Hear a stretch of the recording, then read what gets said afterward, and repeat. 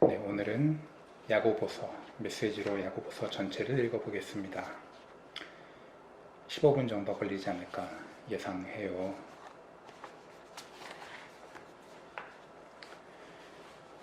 야고보서 머릿말.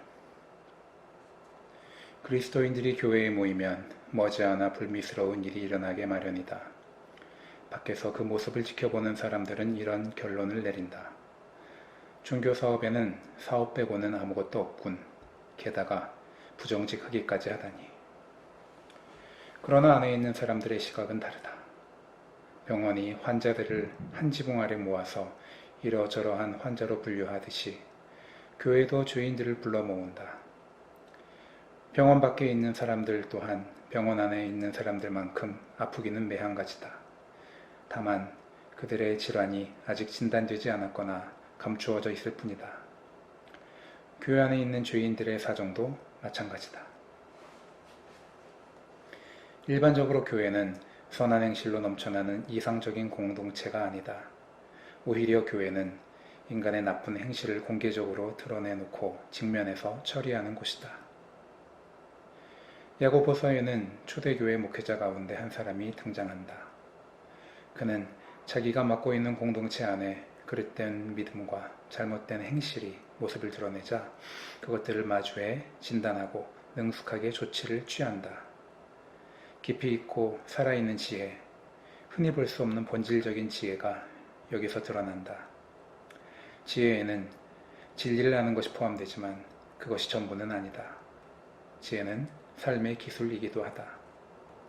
우리가 진리를 안다고 해도 그 진리대로 살아갈 줄 모른다면 무슨 소용이 있겠는가? 우리가 아무리 좋은 의도를 가지고 있다 해도 그 좋은 의도를 지속적으로 붙들지 않는다면 무슨 소용이 있겠는가? 교회 전승에 따르면 야고보는 여러 해 동안 작정하고 기도한 나머지 무릎에 굳은 살이 두텁게 박혀 늙은 낙타무릎이라는 뜻의 별명을 얻었다고 한다.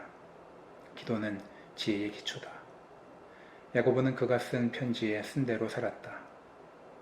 여러분이 무엇을 어떻게 해야 할지 모르겠거든 아버지께 기도하십시오. 그분은 기꺼이 도와주시는 분이십니다. 여러분은 그분의 도우심을 받게 될 것이며 그분의 도우심을 구할 때 부끄러움을 당하지 않을 것입니다. 망설이지 말고 믿음을 가지고 담대히 구하십시오. 기도는 언제나 지혜의 근원이다. 1장. 하나님과 주 예수의 종인 나 야고보는 다가올 그 나라를 바라보며 이 땅에서 뿔뿔이 흩어져 살아가는 12지파에게 편지합니다. 평안하신지요? 친구 여러분, 시험과 도전이 사방에서 여러분에게 닥쳐올 때 그것을 더할 나위 없는 선물로 여기십시오. 여러분도 알다시피 시련을 겪을수록 여러분의 믿음 생활은 훤히 그 실체가 드러날 것입니다.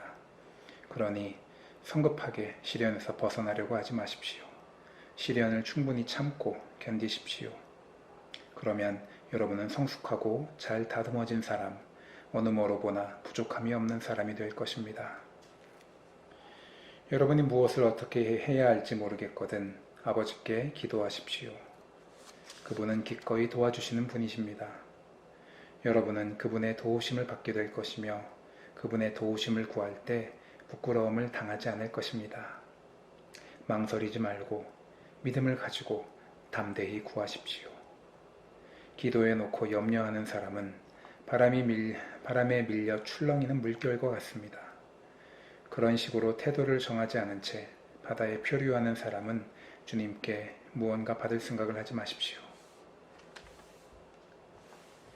망했던 사람이 다시 일어설 기회를 얻거든 박수를 보내십시오. 거들먹거리던 부자가 곤두박질 쳐도 박수를 보내십시오. 부귀영화는 들꽃처럼 덧없는 것이니 거기에 기대지 마십시오. 여러분은 해가 떠서 뜨거운 열을 뿜으면 꽃이 시든다는 것을 잘 알고 있습니다. 꽃잎은 시들고 그 아름답던 모습도 어느새 바싹 마른 꽃대로 변하고 맙니다. 부유한 삶의 모습이 그러합니다. 부유한 삶은 모든 사람이 바라보면서 감탄하는 순간에 온데간데 없이 사라지고 맙니다. 시련을 정면으로 맞서서 견뎌내는 사람은 대단히 복된 사람입니다. 그렇게 성실하게 하나님을 사랑하는 사람은 생명의 상급을 받을 것입니다.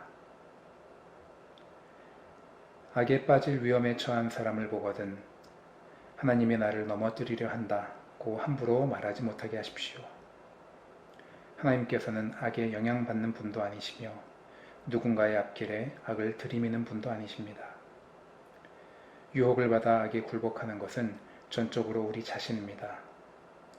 우리는 누구도 탓해서는 안 됩니다. 탓하려면 자꾸 곁눈질하고 유혹에 이끌리는 우리 자신의 타오르는 욕심을 탓할 것밖에 없습니다. 욕심이 잉태하면 죄를 낳습니다. 그리고 죄가 자라서 어른이 되면 진짜 살인자가 됩니다.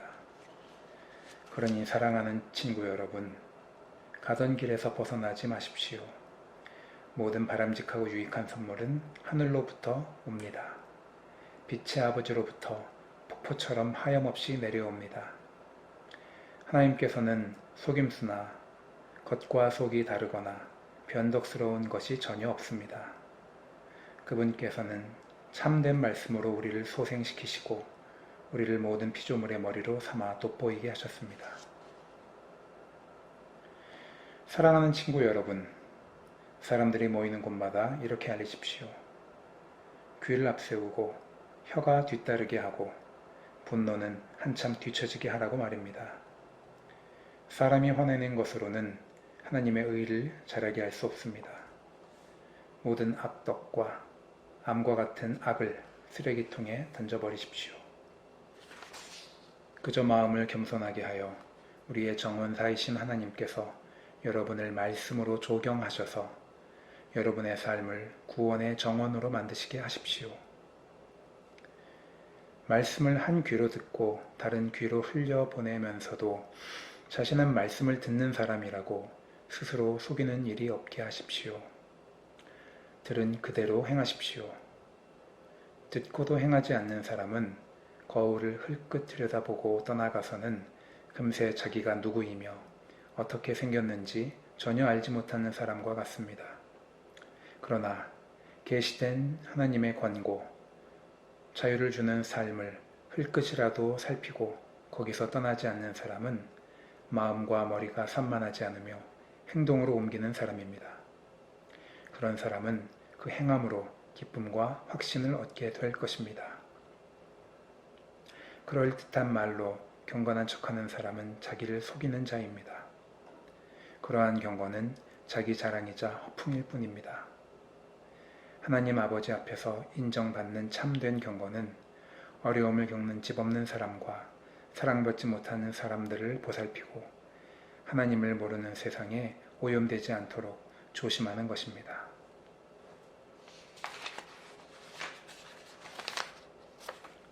(2장) 사랑하는 친구 여러분, 그리스도께로부터 시작된 우리의 영광스러운 믿음 생활에 세상 사람들의 생각이 영향을 미치지 못하게 하십시오. 어떤 사람이 값비싼 정장 차림을 하고 여러분의 교회에 들어오고 뒤이어 누더기 옷차림의 노숙자가 들어왔다고 가정해 봅시다. 여러분이 정장을 차려입은 사람에게는 선생님 여기 앉으십시오. 이 자리가 가장 좋은 자리입니다. 라고 말하면서 누더기를 걸친 노숙자는 아예 무시하거나 혹은 여기 뒷자리에 앉는 게 좋겠습니다. 라고 말한다면 여러분은 하나님의 자녀들을 차별하고 남을 판단하는 신뢰할 수 없는 사람이 아니겠습니까? 사랑하는 친구 여러분, 귀 기울여 들으십시오. 하나님께서는 전혀 다르게 일하신다는 것이 이미 분명하게 드러나지 않았습니까? 그분께서는 세상의 가난한 사람들을 택하셔서 그 나라의 권리와 특권을 지닌 1등 시민이 되게 하셨습니다. 그 나라는 하나님을 사랑하는 사람 누구에게나 약속된 나라입니다. 그런데도 여러분은 여러분과 같은 시민들을 업신여겨 욕보이고 있습니다. 여러분을 착취하는 사람들은 지위가 높고 힘 있는 자들이 아닙니까? 법정을 이용해 여러분에게 터무니없는 돈을 청구하는 사람들도 그들이 아닙니까? 여러분이 세례 때 받은 그리스도인이라는 새 이름을 경멸하는 사람들도 바로 그들이 아닙니까? 여러분이 네 자신을 사랑하듯이 다른 사람들을 사랑하라는 성경의 고귀한 법을 이행하면 그것은 잘하는 일입니다. 그러나 여러분이 이른바 유력 인사라고 하는 자들을 우대한다면 그것은 성경의 법을 어기는 것이고 여러분은 그 일로 말미암아 범법자가 됩니다. 여러분은 하나님의 율법 가운데 이러저러한 조항만 선택할 수 없고 특별히 한두 가지는 지키고 다른 것들을 무시할 수는 없습니다. 간음하지 말라고 하신 하나님께서 또한 살인하지 말라고 하셨습니다. 여러분이 간음하지는 않았으나 살인을 저질렀다고 가정해 봅시다. 그러면 여러분은 나는 간음하지 않았으니 그것으로 나의 살인죄가 상쇄될 거야 라고 생각하겠습니까? 그럴 수 없습니다. 여러분은 결국 살인범입니다. 여러분은 우리에게 자유를 주는 그 법에 따라 심판을 기다리는 사람처럼 말하고 행동하십시오. 여러분이 친절하게 행동하지 않으면 친절한 대우 받기를 기대할 수 없을 것입니다. 친절한 자비는 언제나 무자비한 심판을 이깁니다. 사랑하는 친구 여러분, 여러분은 온갖 옳은 말씀을 배우기만 하고 아무것도 행하지 않으면서 잘 되기를 바랍니까? 어떤 사람이 믿음을 논하기만 하고 전혀 실천하지 않는다면 그 사람에게 믿음이 실제로 있는 것이겠습니까? 예를 들어 여러분의 옛 친구가 누더기를 걸친 채 굶주리고 있는데 그에게 다가가서 여보게 친구, 그리스도를 입으시게, 성령 충만하시게 라고 말하면서 외투 한 벌이나 밥 한 그릇 주지 않고 떠나간다면 무슨 소용이 있겠습니까? 하나님의 말만 앞세우고 하나님의 행함이 없다면 그것은 터무니없는 것임이 분명하지 않습니까? 벌써 여러분 가운데 누군가가 좋습니다. 당신이 믿음을 맡으면 나는 행함을 맡겠습니다. 라고 말하는 소리가 들립니다. 성급하게 판단하지 마십시오. 내가 행함이 없는 믿음을 보여줄 수 없듯이 여러분도 믿음 없는 행함을 보여줄 수 없습니다. 믿음과 행함, 행함과 믿음은 때려야 뗄 수 없는 관계입니다. 여러분은 한 분이신 하나님을 믿는다고 공언하면서 마치 그것으로 대단한 일을 했다는 듯이 뒷짐을 진 채 만족해하더군요. 참 대단하십니다. 마귀들도 그렇게 합니다만 그것이 무슨 소용이 있겠습니까? 생각을 좀 해보십시오. 여러분은 믿음과 행함을 갈라놓고도 그것을 계속 죽지 않게 할 수 있다고 생각하는 것입니까? 우리 조상 아브라함이 자기 아들 이삭을 번제단에 바칠 때 행함으로 하나님과 바른 관계를 맺은 것이 아닙니까? 믿음과 행함은 함께 멍에를 맨 동반자임이 분명하지 않습니까? 믿음은 행함으로 나타나는 것이 아닙니까? 행함이 믿음의 행위라는 것은 다 아는 사실이 아닙니까?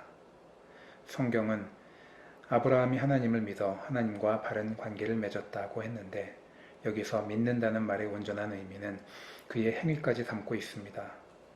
아브라함이 하나님의 벗이라는 이름을 얻게 된 것은 그가 믿음과 행위를 하나로 조화시켰기 때문이 아닙니까? 사람이 하나님과 바른 관계를 맺는 것은 열매 맺지 못하는 믿음으로 되는 것이 아니라 행함으로 열매를 맺는 믿음으로 되는 것이 분명하지 않습니까? 여리고의 창녀 라합의 경우가 그러했습니다. 하나님이 그녀를 귀하게 여기신 것은 하나님의 정탐꾼들을 숨겨주고 그들의 탈출을 도운 행위, 곧 믿음과 행함의 빈틈없는 일치 때문이 아니었습니까? 여러분이 육체와 영을 분리시키는 바로 그 순간에 여러분은 싸늘한 시체가 되고 맙니다. 믿음과 행함을 분리시켜 보십시오. 여러분이 얻을 것은 시체뿐입니다. 3장 친구 여러분, 성급하게 선생이 되려고 하지 마십시오. 가르침에는 막중한 책임이 따릅니다. 선생은 가장 엄격한 기준을 적용받습니다. 우리 가운데 완전한 자격을 갖춘 사람은 하나도 없습니다. 우리는 입을 열 때마다 거의 매번 실수를 저지릅니다. 온전히 참된 말을 하는 사람을 만나면 여러분은 삶을 완벽하게 제어하는 완전한 사람을 보고 있는 것입니다. 말의 입에 물린 재갈이 말의 온몸을 통제합니다. 큰 배라도 능숙한 선장의 손에 작은 키가 잡혀 있으면 그 배는 아무리 거센 풍랑을 만나도 항로를 벗어나지 않습니다. 여러분의 입에서 나오는 말이 하찮아 보이지만 그 말은 무슨 일이든 성취하거나 파괴할 수 있습니다. 잊지 마십시오. 아주 작은 불꽃이라도 큰 산불을 낼 수 있습니다. 여러분의 입에서 나온 부주의한 말이나 부적절한 말이 그 같은 일을 합니다. 우리는 말로 세상을 파괴할 수도 있고 조화를 무질서로 바꿀 수도 있고 명성에 먹칠을 할 수도 있고 지옥 구덩이에서 올라오는 연기처럼 온 세상을 허망하게 사라지게 할 수도 있습니다. 두려운 일이 아닐 수 없습니다. 여러분이 호랑이는 길들일 수 있지만 혀는 길들일 수 없습니다. 이제껏 혀를 길들인 사람은 아무도 없었습니다. 혀는 사납게 날뛰는 무자비한 살인자입니다. 우리는 혀로 하나님 우리 아버지를 찬양하기도 하고 바로 그 혀로 하나님이 자기 형상대로 지으신 사람들을 저주하기도 합니다. 한 입으로 저주도 나오고 찬양도 나옵니다. 친구 여러분, 그런 일이 계속 일어나서는 안 됩니다. 샘이 하루는 단물을 내고 다음 날은 쓴물을 낼 수 있겠습니까? 사과나무가 딸기를 낼 수 있습니까? 딸기 덩굴이 사과를 낼 수 있습니까? 더러운 진흙 구덩이에서 맑고 시원한 물 한 잔을 얻을 수 있겠습니까? 지혜롭다는 평가를 듣고 싶습니까? 지혜롭다는 평판을 쌓고 싶습니까? 여기 여러분이 할 일이 있습니다. 제대로 살고 지혜롭게 살고 겸손하게 사십시오. 중요한 것은 여러분의 말하는 방식이 아니라 사는 방식입니다. 야비한 야심은 지혜가 아닙니다. 스스로 지혜롭다고 뽐내는 것도 지혜가 아닙니다. 지혜롭게 보이려고 진실을 왜곡해 말하는 것도 지혜가 아닙니다. 그것은 지혜와는 한참 거리가 멉니다. 그것은 짐승같이 약삭빠르고 악마같이 교활한 속임수일 뿐입니다. 여러분이 다른 사람보다 더 낫게 보이려고 하거나 다른 사람을 이기려고 할 때마다 일은 엉망이 되고 서로 멱살을 잡는 것으로 끝나고 말 것입니다. 참된 지혜, 하나님의 지혜는 거룩한 삶에서 시작됩니다. 참된 지혜의 특징은 다른 사람들과 평화롭게 지내는 것입니다. 참된 지혜는 온유하고 이치에 맞으며 자비와 축복이 넘칩니다. 하루는 뜨겁고 다음 날은 차갑고 하지 않습니다. 겉과 속이 다르지 않습니다. 여러분이 서로 평화롭게 지내고 품위와 예의를 갖춰 서로를 대하려고 노력한다면 여러분은 하나님과 바른 관계를 맺고 사는 건강하고 튼튼한 공동체를 세우고 그 열매 또한 맛보게 될 것입니다. 4장. 여러분은 이 모든 형편없는 싸움과 다툼이 어디에서 비롯된다고 생각합니까? 그냥 일어나는 일이라고 생각합니까? 곰곰이 생각해 보십시오. 그런 일이 일어나는 것은 여러분이 자기 마음대로 하려고 하고 싸워서라도 그것을 그렇게 하려는 마음이 여러분 깊은 곳에 있기 때문입니다. 여러분은 자신이 갖지 못한 것을 탐하고 살인까지 해서라도 그것을 얻으려고 합니다. 여러분의 것이 아닌 것을 가지려다가 폭력까지 휘두르고 맙니다. 여러분은 그런 것을 달라고 하나님께 구하지는 않겠지요. 그 이유가 무엇입니까? 여러분이 가질 권리가 없는 것을 구하고 있음을 잘 알기 때문입니다. 여러분은 매번 자기 마음대로 하려고 하니 버릇없는 아이와 같습니다. 여러분은 하나님을 속이고 있습니다. 온통 자기 마음대로 살거나 기회 있을 때마다 세상과 놀아나는 것이 여러분이 원하는 바라면 여러분은 결국 하나님의 원수가 되어 하나님과 그분의 길을 거스르고 말 것입니다. 하나님께서 관심하지 않으신다고 생각하십니까? 여러분은 하나님께서 관심하지 않으신다고 생각합니까? 잠언은 하나님은 맹렬히 질투하는 연인이시다 라고 말합니다. 그분께서 사랑으로 주시는 것은 여러분이 얻고자 하는 다른 어떤 것보다 훨씬 나은 것입니다.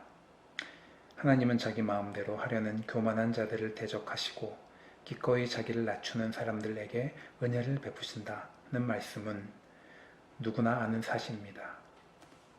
그러니 하나님이 여러분 안에서 그분 뜻대로 일하시게 해드리십시오. 마귀에게는 큰 소리로 안 돼 하고 외치고 마귀가 날뛰지 않는지 주시하십시오. 하나님께는 조용히 예 하고 말씀드리십시오. 그러면 하나님께서 즉시 여러분 곁에 계실 것입니다. 죄에서 손을 떼십시오. 내면의 삶을 깨끗게 하십시오. 여기저기 기웃거리지 마십시오. 땅을 치며 하염없이 우십시오. 놀고 즐기는 일은 끝났습니다. 참으로 신중하게 처신하십시오. 주님 앞에 무릎을 꿇으십시오. 여러분이 일어설 수 있는 길은 그 길뿐입니다. 친구 여러분, 서로 헐뜯지 마십시오. 그런 식의 험담은 하나님의 말씀, 그분의 메시지, 그분의 고귀한 법을 짓밟는 행위입니다. 여러분은 메시지를 존중해야지 거기에 낙설을 해서는 안 됩니다. 사람의 운명은 하나님이 정하십니다. 도대체 여러분이 누구이기에 다른 사람의 운명에 간섭할 수 있단 말입니까? 오늘이나 내일 이러저러한 도시에 가서 1년 정도 머물면서 사업을 시작해 큰 돈을 벌어야겠다고 건방진 소리를 하는 여러분에게 한마디 하겠습니다. 여러분은 내일에 대해 아무것도 알지 못합니다. 여러분은 햇빛이 조금만 비쳐도 금세 사라지고 마는 한 줌 안개에 지나지 않습니다. 오히려 주님이 원하셔서 우리가 살게 된다면 이러저러한 일을 하겠다고 말하는 습관을 들이십시오. 사실 여러분은 우쭐거리는 자아로 가득 차 있습니다. 그런 자만은 다 악한 것입니다. 여러분이 옳은 일을 할 줄 알면서도 하지 않는 것, 그것이 바로 여러분의 죄악입니다. 5장 마지막으로 거만하게 구는 부자들에게 말합니다. 슬퍼하며 몇 가지 가르침을 받으십시오. 그대들은 재난이 닥칠 때 눈물을 담을 양동이가 필요할 것입니다. 그대들의 돈은 썩었고 그대들의 좋은 옷은 역겹기 그지없습니다. 그대들의 탐욕스러운 사치품은 내장에 생긴 암과 같아서 안에서부터 그대들의 생명을 파괴하고 있습니다. 그대들은 스스로 재물을 쌓아 올렸다고 생각하겠지만 그대들이 쌓아 올린 것은 다름 아닌 심판입니다. 그대들에게 착취당하고 갈취당한 일꾼들이 심판을 요구하며 부르짖고 있습니다. 그대들에게 이용당하고 혹사당한 일꾼들의 신음소리가 원수를 갚아주시는 주님의 귀에 쟁쟁이 울리고 있습니다. 그대들은 땅을 착취해 배를 불렸으면서도 그 땅에 돌려줄 것은 유난히도 뚱뚱한 그대들의 시신밖에 없습니다. 사실 그대들이 한 일은 묵묵히 당하기만 하는 더할 나위 없이 선한 사람들을 정죄하고 죽인 것이 전부입니다. 친구 여러분, 주님이 오실 때까지 참고 기다리십시오. 여러분도 알다시피 농부들은 늘 이렇게 합니다. 농부들은 귀한 곡식이 자라기를 기다립니다. 더디지만 비가 내려 분명한 결과를 낼 것을 인내심을 가지고 기다립니다. 여러분도 그렇게 참고 기다리십시오. 마음을 한결같이 강하게 하십시오. 주님은 언제라도 오실 수 있습니다. 친구 여러분, 서로 원망하지 마십시오. 여러분도 알다시피 훨씬 큰 원망이 여러분을 기다리고 있을지 모릅니다. 심판하실 분께서 가까이 와 계십니다. 옛 예언자들을 여러분의 멘토로 삼으십시오. 그들은 모든 것을 참았고 온갖 고난을 겪으면서도 멈추지 않고 언제나 하나님을 경외했습니다. 끝까지 경주를 마친 사람들에게는 하나님께서 생명을 선물로 주실 것입니다. 물론 여러분은 욥의 인내에 대해 들었을 것입니다. 하나님께서 마지막에 어떻게 그에게 모든 것을 회복해 주셨는지도 알 것입니다. 하나님께서 그렇게 하신 것은 그분은 돌보시는 분, 사소한 일까지 세세하게 보살펴 주시는 분이기 때문입니다. 하나님은 돌보시는 분임을 알았으니 이제 여러분의 말로 그 사실을 알리십시오. 여러분의 말에 맹세하건대 같은 표현을 덧붙이지 마십시오. 하나님을 재촉하려고 맹세를 덧붙이는 조급함을 보이지 마십시오. 그저 예 라고 하거나 아니요 라고만 하십시오. 참된 것만 말하십시오. 그래야 여러분의 말이 여러분을 거스르는데 사용되지 않을 것입니다. 고통을 겪고 있습니까? 기도하십시오. 기분이 몹시 좋습니까? 찬양하십시오. 아픈 데가 있습니까? 교회의 지도자들을 불러 주님의 이름으로 함께 기도하고 기름을 발라달라고 하십시오. 믿음으로 드리는 기도는 여러분을 낫게 해줄 것입니다. 예수께서 여러분을 일으켜 주실 것입니다. 또한 죄를 지은 것이 있으면 용서받을 것입니다. 안팎이 모두 치유될 것입니다. 여러분 모두가 함께 실천할 것이 있습니다. 서로 죄를 고백하고 서로를 위해 기도하십시오. 그러면 여러분의 병이 낫고 온전해져서 더불어 살 수 있을 것입니다. 하나님과 바른 관계를 맺고 사는 사람의 기도는 하나님께서 헤아리실 만큼 강력한 힘을 발휘합니다. 예컨대 엘리야는 우리와 똑같은 사람이었으나 비가 오지 않게 해달라고 간절히 기도하자 비가 내리지 않았습니다. 3년 6개월 동안 한 방울도 내리지 않았습니다.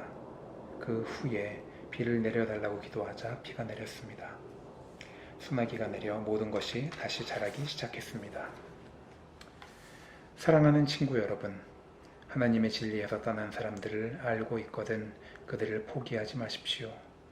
그들을 찾아가십시오. 그들을 돌아서게 하십시오. 이는 귀한 생명들을 파멸해서 건져내는 일이며 하나님을 등지는 일이 전염병처럼 퍼지는 것을 막는 일입니다. 네, 야고보서 읽기를 마쳤습니다. 오늘 읽은 성경은 메시지 신약 야고보서입니다.